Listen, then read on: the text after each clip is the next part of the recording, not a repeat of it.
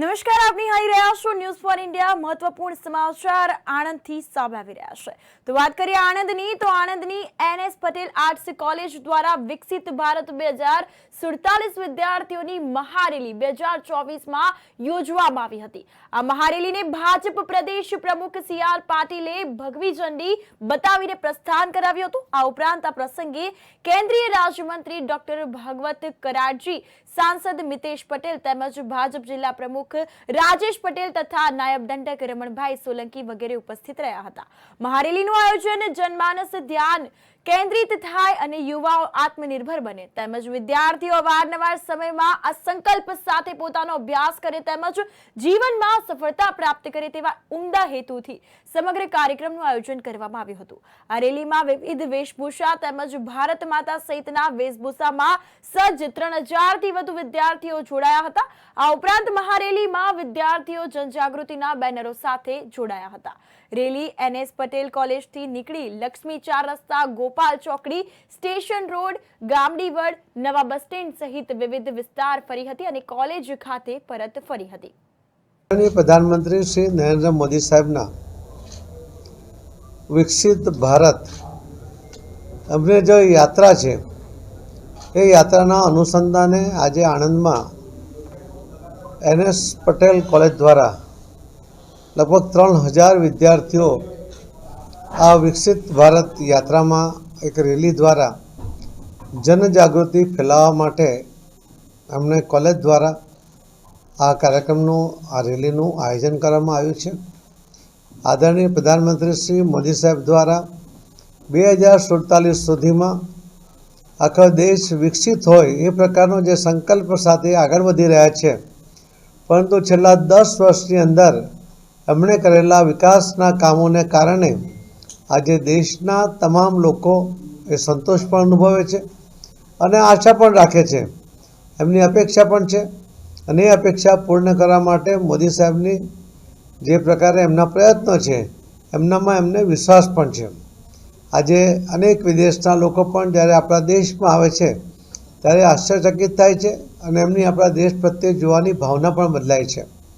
આપણા કરતાં અનેક સુવિધાઓ આજે પણ એ વિકસિત દેશોમાં છે, એમના આપણા કરતાં ઘણું સારું ઇન્ફ્રાસ્ટ્રક્ચર છે, પણ આપણા દેશની જે સ્થિતિ એમણે જોઈ હતી એમાં જે ઝડપથી સુધારો થઈ રહ્યો છે, જે રીતે આખો દેશ વિકસિત થઈ રહ્યો છે અને સર્વાંગી વિકાસ કોને કહેવાય એ મોદી સાહેબે સાબિત કર્યું છે। લગભગ 24 કરોડથી વધુ લોકોને ગરીબીની રેખા નીચેથી બહાર કાઢીને એમને સફળતાપૂર્વક એ આર્થિક રીતે પણ મજબૂત થાય એવા સફળ પ્રયત્નો મોદી સાહેબે કર્યા છે। તો આ રીતે કોઈ પણ સૂત્ર આપ્યા વગર કે ગરીબી હટાવો જેવા સૂત્રો આપીને લોકોને ભરમાવવાને બદલે મોદી સાહેબે જમીન પર કામ ઉતાર્યું છે। એના કારણે એમણે સમાજના તમામ ક્ષેત્રના લોકો, તમામ સેક્ટરના લોકો એમને મદદ કરી છે। એમણે જે છેલ્લો જે સંકલ્પ કર્યો છે કે એમના માટે 4 મહત્ત્વના સેક્ટર છે। એક છે યુવા, કે યુવાઓને સ્વાવલંબી બનાવવા, એમને જે જરૂરી છે એ તમામ પ્રકારની મદદ મળી રહે, એમને આગળ વધવા માટે જે પ્રકારની સગવડ જોઈએ એ મળી રહે, એના માટે મોદી સાહેબે પ્રયત્ન શરૂ કર્યા છે। જેમ મહિલા કે જેમને અધિકાર આપવામાં આવ્યા છે, એમને આર્થિક રીતે સુરક્ષિત કરવામાં આવ્યા છે। મુખ્યમંત્રી તરીકે સૌથી પહેલાં ગુજરાતમાં તાલુકા પંચાયત, જિલ્લા પંચાયત, નગરપાલિકા કે મહાનગરપાલિકામાં 50% રિઝર્વેશન આપ્યું હતું અને પ્રધાનમંત્રી તરીકે પહેલીવાર મહિલાઓને વિધાનસભા અને લોકસભામાં 33% રિઝર્વેશનનો અધિકાર મોદી સાહેબે અપાયો છે। દરેક ક્ષેત્રમાં મહિલાઓને આગળ કરીને એમનામાં રહેલી ટેલેન્ટને શોધીને એમને પ્રોત્સાહિત કર્યા છે। ત્રીજા છે કિસાન, જે ખેડૂતો જગતના તાત કહેવાય પણ એ આપણા દેશમાં લાચાર છે, એ લાચારીમાંથી મુક્ત થઈ જાય એ પ્રકારનું વાતાવરણ એમણે બનાવ્યું છે। પહેલીવાર મોદી સાહેબે આજ દિન સુધીમાં કોઈ સરકારે ખેડૂતો માટે યોજના બનાવી તો એ મોદી સાહેબે બનાવી। ગુજરાતમાં હતા ત્યારે પણ 9,000 લાખ કરોડ જે ખેડૂતોની આવક હતી એ વધારીને એમણે 150,000 લાખ કરોડ રૂપિયા સુધીની એમની આવક વધારી હતી। આજે પણ ખેડૂતોની આવક બમણી થાય એના માટેના સફળ પ્રયત્ન એ મોદી સાહેબ કરી રહ્યા છે। કોઈ પણ અરજી કર્યા વગર સીધા એમના ખાતામાં 6,000 રૂપિયા જમા થાય એ પ્રકારની વ્યવસ્થા પણ એ મોદી સાહેબે કરી છે. એ લાચાર નથી, એણે લાચારીથી કોઈની સાથે હાથ નહીં લંબાવવો પડે એ પ્રકારની આ વ્યવસ્થા, કોઈપણ દલાલ વગર, કોઈપણ વચેટિયા વગરની આ વ્યવસ્થા એ મોદી સાહેબે ઊભી કરી છે.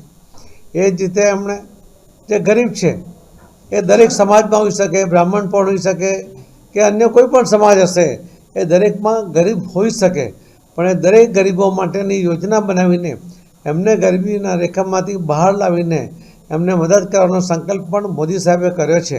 અને આ 4 સેક્ટરમાં કામ કરવાથી આખો દેશ વિકસિત થશે એવું લોકોને પણ આજે લાગે છે. અને એટલા જ માટે લોકોનું સમર્થન મળે છે.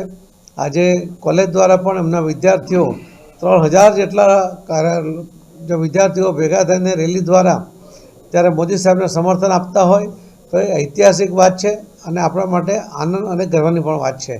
હું કોલેજના સંચાલકોને, એમના પ્રિન્સિપાલને, એમના પ્રોફેસરોને, એમની સાથે જોડાયેલા સૌ કર્મચારીઓને, સૌને ખૂબ ખૂબ અભિનંદન આપું છું.